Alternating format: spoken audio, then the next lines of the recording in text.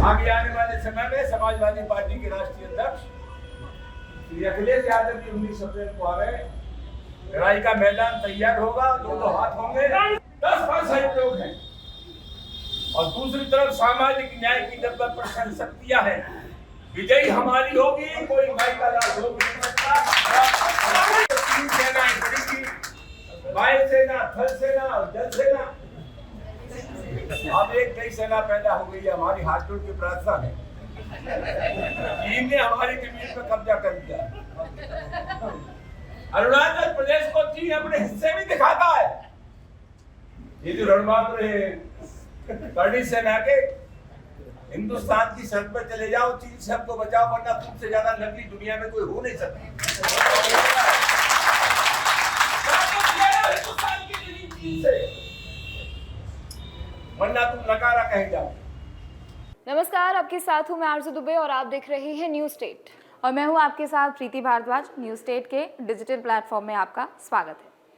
लगातार सपा सांसद रामजीलाल सुमन के जो विवादित बयान है वो लगातार सामने आ रहे हैं, औरंगजेब से लेकर राणा सांगा तक, और अब उन्होंने एक और विवादित बयान दिया है जो कि सामने आ गया है। इस पर हमारी सहयोगी प्रीति के पास तमाम अपडेट है। प्रीति, ये जो लगातार औरंगजेब की कब्र को हटाने की मांग उठी, इसके बाद करनी सेना पर उन्होंने बयान दिया, तो इस बयान को किस तरीके से देखा जा रहा है? और सबसे बड़ी बात इसमें ये है कि वो अपने बयान देने के बाद उस पर माफी नहीं मांग रहे हैं। बिल्कुल, और मुझे लगता है सारे इस फसाद की जड़ इसी को कहा जा रहा है कि वो अड़े हुए हैं, और मुझे ऐसा लगता है कि जिस हिसाब से अभी मौजूदा स्थिति है, माफ़ी मांग लेनी चाहिए और उसके बाद इसको ख़त्म करना चाहिए।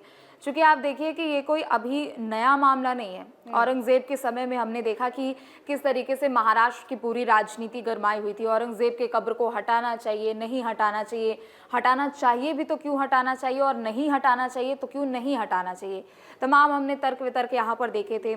अचानक से अबू आज़मी की एंट्री होती है। अबू आज़मी कहते हैं कि औरंगज़ेब हमारे नायक हैं। औरंगज़ेब को लेकर उन्होंने बयान दिया, जिसके बाद पूरी राजनीति शुरू हो गई और फिर वो एक मुस्लिम तुष्टिकरण को भी लेकर यहाँ पर राजनीति शुरू हो गई। अबू आज़मी लेकिन वो तुरंत ही अगले दिन वो ट्वीट करके माफ़ी मांग लेते हैं। वो कहते हैं कि मेरा वो मतलब नहीं था जो कि मैंने कहा था, अगर किसी को क्षति पहुंची हो तो मैं माफ़ी मांगता हूँ। लेकिन चूंकि औरंगज़ेब को लेकर ये हमने पूरी एक प्रक्रिया देखी कि बार बार विवाद हो रहा था। औरंगज़ेब को लेकर कहीं से कोई पार्टी कुछ कह दे रही थी तो उसके जवाब में इधर बीजेपी भी अपने तमाम लोगों को बुला रही थी, तो बीजेपी के भी लोगों की ओर से कहा जा रहा था कि औरंगज़ेब का लोग क्यों समर्थन कर रहे हैं जबकि वो क्रूर शासक रहा है। तमाम बड़ी बड़ी बातें उनकी ओर से कही गई थी। लेकिन अचानक से ये पूरा सेंटर ऑफ अट्रैक्शन वो इसलिए भी बन गया क्योंकि जब वक्फ कानून को लेकर चर्चा हो रही थी संसद में, तो राज्यसभा में उस वक्त रामजीलाल सुमन संबोधन कर रहे थे। रामजीलाल सुमन अचानक से कहते हैं कि इतने दिनों से औरंगज़ेब बाबर ये सब कुछ किया जा रहा है। अगर भारत में रहने वाले मुस्लिम औरंगज़ेब और बाबर की औलादे हैं, जो कि क्रूर शासकों की अगर ये औलादे हैं, तो फिर जो उनके ऊपर उंगली उठाते हैं, यानी जो औरंगज़ेब और बाबर पर उंगली उठाते हैं, वो आखिर किन की औलादे हैं। उन्होंने यहाँ पर एग्जाम्पल दिया महाराणा संग्राम सिंह का, यानी राणा सांगा का उन्होंने उदाहरण दिया, और उन्होंने कहा कि इब्राहिम लोधी को हराने के लिए औरंगज़ेब को बुलाया था राणा सांगा ने। तो इसी को लेकर ये पूरा विवाद गर्मा गया और संसद में ही हमने देखा कि काफ़ी इसके विरोध में लोग नारे लगाने लगे थे। और जैसे ही उनका ये बयान वहां से बाहर निकला, हालांकि बाद में उसको संसद की कार्यवाही से हटा दिया गया था, लेकिन मिनट्स के अंदर जैसे ही ये सोशल मीडिया पर वायरल हुआ, हमने देखा कि राजस्थान में जो कि करनी सेना का गढ़ है, वहां पर किस तरीके का प्रदर्शन होने लगा। पहले करनी सेना कहती है कि आप माफ़ी मांगो, वो माफ़ी नहीं मांगते हैं।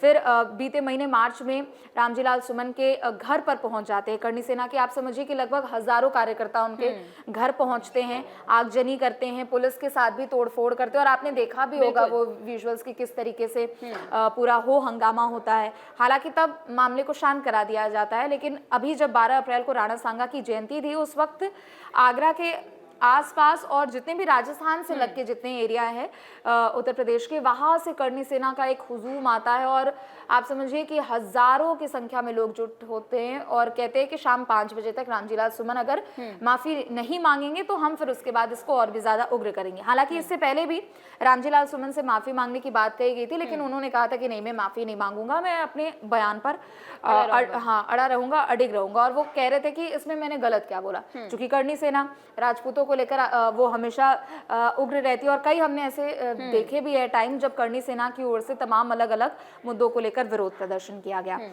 चूंकि आगरा के पास एक पूरा इलाका है जो ठाकुरों का गांव कहा जाता है, लगभग आप समझिए कि 28 से 30 ऐसे गांव हैं जिसमें सिर्फ ठाकुर हैं, या तो फिर ठाकुरों की संख्या बहुत ज़्यादा है।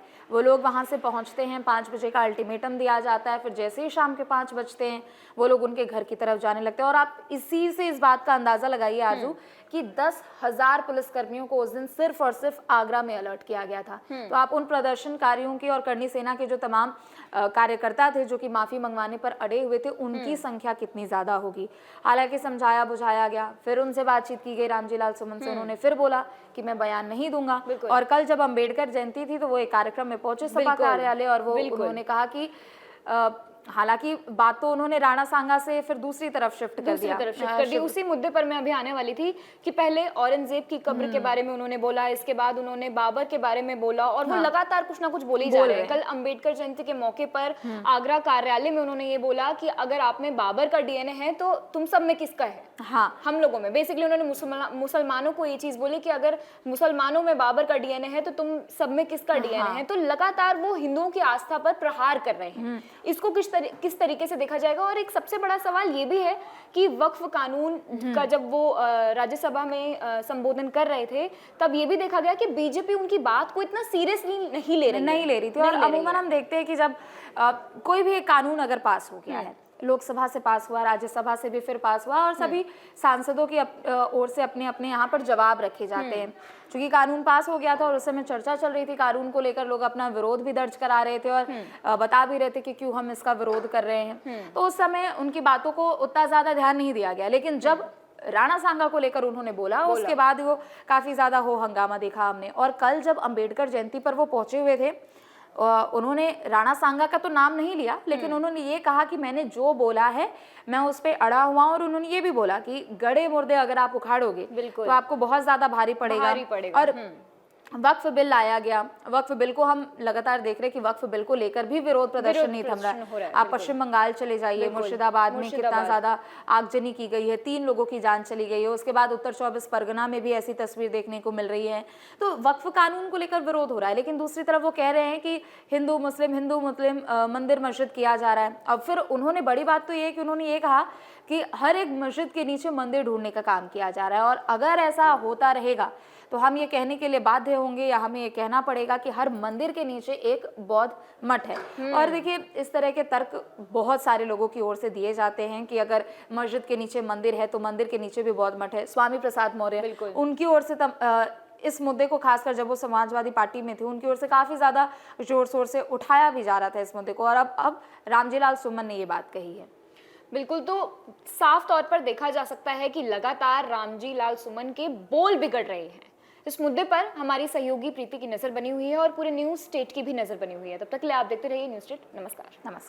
दोस्तों, आगे आने वाले समय में समाजवादी पार्टी के राष्ट्रीय अध्यक्ष श्री अखिलेश यादव की 19 अप्रैल को आ रहे लड़ाई का मैदान तैयार होगा। 2 हाथ होंगे, 10% लोग हैं, और दूसरी तरफ सामाजिक न्याय की जब प्रश्न शक्तियां हैं। विजयी हमारी होगी, कोई भाई का लाभ हो नहीं सकता। 3 सेनाएं पड़ेगी, वायु सेना, थल सेना और जल सेना। अब एक नई सेना पैदा हो गई है। हमारी हाथ जोड़ की प्रार्थना है, चीन ने हमारी जमीन पर कब्जा कर लिया। अरुणाचल प्रदेश को चीन अपने हिस्से में दिखाता है। ये जो रणबांकुर है करनी सेना के, हिंदुस्तान की सरहद पर चले जाओ, चीन से हमको बचाओ, वरना तुमसे ज्यादा नकली दुनिया में कोई हो नहीं सकता। हिंदुस्तान की जमीन चीन से, वरना तुम नकारा कहे जाओ। मुसलमानों से ज्यादा हिंदुओं की तादाद होती जाने वाली। मुगलों के आने से पहले भी कहा जाए इसके नीचे भी मंदिर है। बाबा साहब डॉक्टर अम्बेडकर को जो मानते हैं उससे मैं कहना चाहूंगा, मोहल्लों में एक प्रचार कर देना तो बड़ा खतरनाक मामला है। अगर तुम ये कहोगे कि हर मस्जिद के नीचे एक मंदिर है, तो फिर हमें ये कहना पड़ेगा कि हर मंदिर के नीचे एक बौद्ध मठ है, और तुम ये जरूरी बड़े मुद्दे मत उखाड़ो। करके बड़े उखाड़ोगे तो भारी पड़ जाएगा। ये लड़ाई उन लोगों से है जो हिंदुस्तान के मुसलमानों को बाबर की औलाद बताते हैं। हम कहना चाहते हैं जब जब इस देश की इज्जत दांव पर लगी है,